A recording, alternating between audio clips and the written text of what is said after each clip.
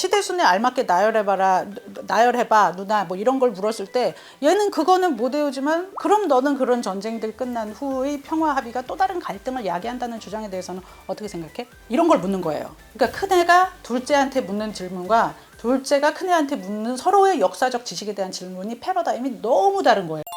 대기자 TV.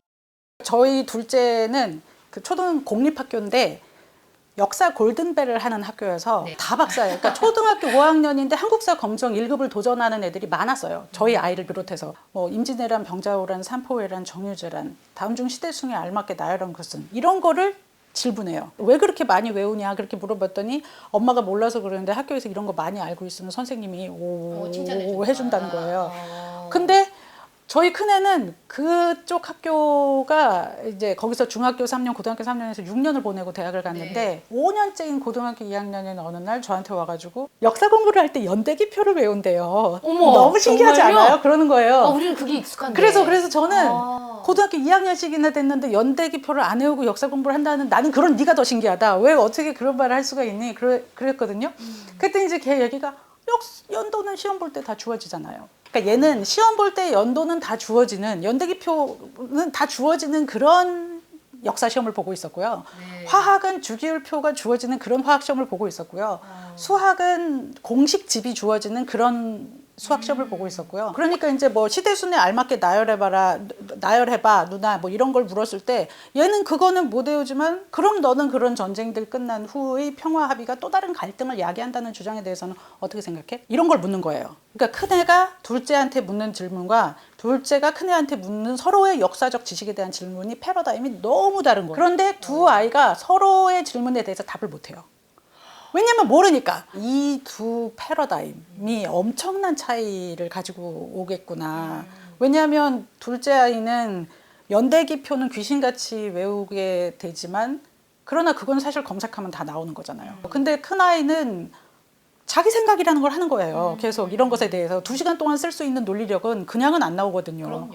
엄청난 방대한 사실 역사적 지식도 있어야 되지만 그거에 대한 해석이 있어야 되고 나만의 해석. 볼 줄 아는 눈이 있어야 되고 근데 이런 차이가 나타나는 거는 결국 뭘로 시험을 보는지 뭘 잘했다라고 고득점을 줄 것인지에 대한 평가 시스템의 차이구나. 저는 그렇게 생각을 했습니다.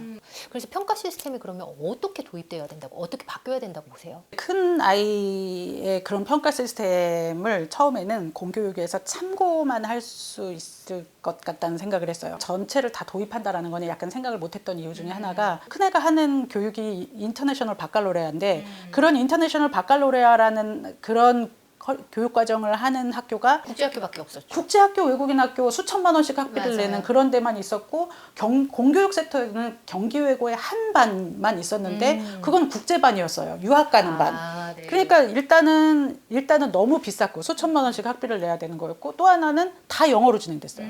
그러니까 이제 이런 두 가지 문제 때문에 공교육에 도입을 한다는 건 전혀 생각을 하지 못했었는데 우연히 그거를 취재를 하다가 그것이 일본에서는 이미 국가에서 전체를 자국어로 바꿔서 공립학교에 공짜로 도입을 하기로 이미 2013년도에 결정을 했다는 걸 처음 알게 된 거예요. 제가 그 사실을 발견하고서 신문에 기사로 쓴 게 2016년 3월 5일인데 2013년에서 16년이 될 때까지 3년 동안 아무도 우리나라에서 그거에 대해서 제대로 이게 어마어마한 변화라는 거를 보도를 한 그 기록이 없었어요. 사실 우리나라랑 일본 같은 경우는 입시 제도가 비슷한 부분이 굉장히 많았는데 맞아요. 일본 같은 경우는 이런 시도를 하고 있었었네요. 네네네. 그럼 일본에서는 이 아이비를 도입해야 되겠다는 생각은 어떻게 시작을 하게 된 건가요? 잃어버린 20년 회복하려면 경제 재건을 해야 되는데 경제 재건의 핵심은 인재혁명인데 인재혁명은 결국은 교육혁명으로만 가능한데 그 교육이 너무나 많은 이해관계가 얽혀 있어서 하나를 뜯어고치면 다른 것들이 또 다 이렇게 너덜너덜 누더기가 돼서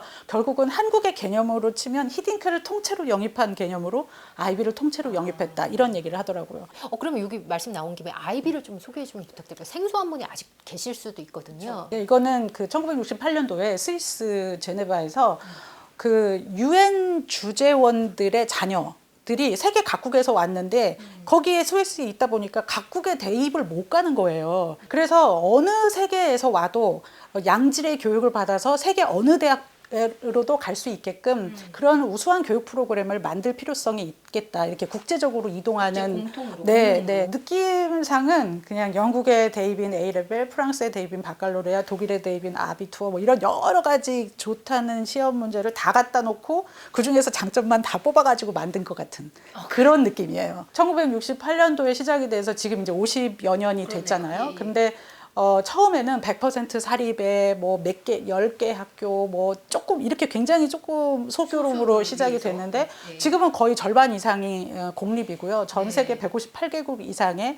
뭐 7천 몇백 개의 학교 프로그램에 이렇게 적용이 되고 있고 특히 이제 2000년도 후반부서부터 확 이렇게 그 급증을 하는 모습을 보이는데 저는 그 이유가 우리나라의 7, 80년대에는 비판적이고 창의적인 생각을 안 하고 그냥 선진 지식을 흡수만 해서 그대로 따라해서 똑같이 만드는 것만으로도 경제 발전이 가능한 산업 구조였어요. 근데 지금은 이미 우리나라가 누구 걸 카피하는 그 산업 구조를 넘어섰고 그 팔로워 모델이 아니라 이제 퍼스트 무버의 그런 모델로 가야 되기 때문에 그러면은 새로운 비판적인 창의적인 생각을 해낼 수 있어야 되는데 그래서 지금까지 먹혔던 교육 프로그램이 그게 나쁘다의 개념이 아니라 이제까지의 산업 구조에서 먹혔는데 지금이 이제 더 이상 작동하지 않는다의 개념으로 우리가 접근을 해야 되거든요. 우리도 지금 2028 논술형 수능에 대해서 논의를 하고 있으니 차제에 이렇게 임시 미봉책인 그런 논술형 수능이 아니라 좀 근본적으로 우리의 교육 패러다임을 바꿀 수 있고 길러지는 역량 자체가 달라지게 할 수 있는 그런 논술형 패러다임으로 가야 되지 않을까 그런 생각을 해봅니다. 그러면 소장님이 보셨을 때 여러 가지 국제교육 프로그램이 굉장히 많이 있잖아요. 다양하게. 그 중에서도 왜 아이비여야 하나요? 프랑스 바칼로레아나 독일의 아비투어나 다 훌륭한 시험들이지만 문제는 다른 언어로의 확장성이 없어요. 그러니까 예를 들어서 우리나라의 국가교육과정을 뭐 아프리카의 어느 나라에서 자기네 나라에 이식을 해주세요라고 만약에 부탁을 한다 그러면 우리나라 교육부에서 그 부서를 만들어야 되잖아요. 그리고 그 나라 언어로 바꾸고 그 나라 교원들을 양성시켜야 되고 그 나라 교원들로 채점관을 양성해야 되고 이 시스템 자체가 존재하지 않아요. 근데 이제 아이비는 국적이 없이 국제 프로그램이잖아요. 그러다 보니까 아이비는 처음서부터 영어랑 불어랑 스페인어의 언어로 그러니까 세 개의 다른 언어로 운영이 되어 왔어요. 지금 한국에서 아이비 한국어 어느 정도 도입이 돼 있는 상황인가요? 2018년 1월서부터 협상을 시작해서 네. 교육청별로 이게 교육청들을 같이 해서 이제 2019년 7월에 제주교육청과 대구교육청이 그 IBO와의 그 계약에 사인을 했습니다. 그렇고 2019년 지금 2020년 계속 그거를 이제 2021년 계속 그 IB 인증 학교들이 시작이 되고 있는데 문학 작품은 허구에도 불구하고 진실을 추구한다고 말할 수 있는지 네가 배웠던 국어의 문학 작품 두 가지를 예를 들어서 한 번 2시간 동안 써봐라. 국어 수능 시험 문제가 이런 식이에요. 그러니 얼마나 이런 식의 시험에서 고득점을 받기 위해서는 수업이 다 달라야 되잖아요. 문제풀이 전혀 안 먹힐 거잖아요. 그러니까 완전히 패러다임이 바꾸게 되기까지를 약 2년 정도가 걸린다라고 보고 그래서 IB 교육을 하겠다라고 신청을 해가지고 IB 본부로부터 IB 학교라고 인증을 받기까지가 약 2년 정도. 그렇게 2년 정도 해서 인증을 받게 된 학교, 그다음에 받기 직전인 학교가 지금 여러 학교가 대구하고 제주에 있습니다. 선입견일 수도 있는데요. 몇 가지 IB 하면 궁금증, 오해들이 좀 있는 것 같아요. 이것도 좀 소장님께서 풀어주시면 좋을 것 같은데 첫 번째 뭐 가장 많이 듣는 질문이실 것 같아요. 뭐 귀족 교육이다, 엘리트 교육이다, 이거 특수한 몇 명만을 위한 거 아니냐 이런 의견이 굉장히 많아요. 이에 대한 의견은 어떠신지요? 일단 IB는 아시아권에는 다 언어 문제 때문에 영어로만 들어왔어요. 그럼 영어로만 들어와서 하려면 국제학교나 외국인 학교나 굉장히 비싼 사립학교에서만 운영이 됐는데 그러다 보니까 우리나라에서도 그 외국인 교사들을 고용하고 훈련하고 유지하는 모든 비용을 학생한테 부담시키는 구조로 운영이 되다 보니 일단 학비가 비쌌어요. 그러니까 당연히 귀족교육이라는 그런 얘기를 들을 수밖에 없었고 예, 그런데 그런 언어 문제가 없는 미국이나 캐나다 같은 경우는 2,000개 넘는 IB 학교가 있는데 그중에서 90% 이상이 공립이에요. 그리고 특히 못 사는 낙후된 그런 열악한 소외된 학교의 IB 교육을 그 교육의 질 제고 그 학교를 살리기 위한 전략으로 투입을 해요. 또 하나는 아이비 교육의 효과성, 뭐 대학을 얼마나 잘 가냐, 대학 가서 얼마나 잘하냐, 뭐 명문대를 얼마나 잘 가냐 이런 여러 가지 지표들이 있을 거 아니에요.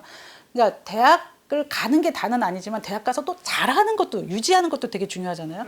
이런 여러 가지 지표들을 봤을 때 아이비 학생들이 비아이비 학생들보다 훨씬 더 지표의 그 성과가 높더라라는 연구들은 되게 많았는데 굉장히 흥미로운 연구는 시카고에서 한 연구는 그냥 일반 학교, 일반 아이비 학생들이 이제 성과의 차이보다 저소득층 아이비 학생들의 성과가 이만큼 더 크더라는 거예요.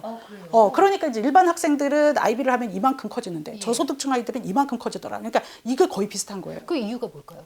저소득층 아이들은 한 번도 교육을 받아본 적이 없었던 아이들이잖아요. 근데 기존 교육은 미국 교육이라도 어쨌건 그 수용적인 교육이 되게 많았어요. 교과서의 생각, 저자의 생각을 써야만 하는. 근데 이건 굉장히 네 아젠다를 가지고 연구를 해야 되고 막 이런 거예요. 계속 학생들이 100명이 있으면 100명이 모두 다 선논문 주제가 다르고 모두 다 과제의 주제가 다르고 뭐 이런 식으로 되고 뭐 그리고 너의 의견을 써라 이렇게 되면은 시험 문제 답안이 100명이면 100명이 다 다를 거 아니에요.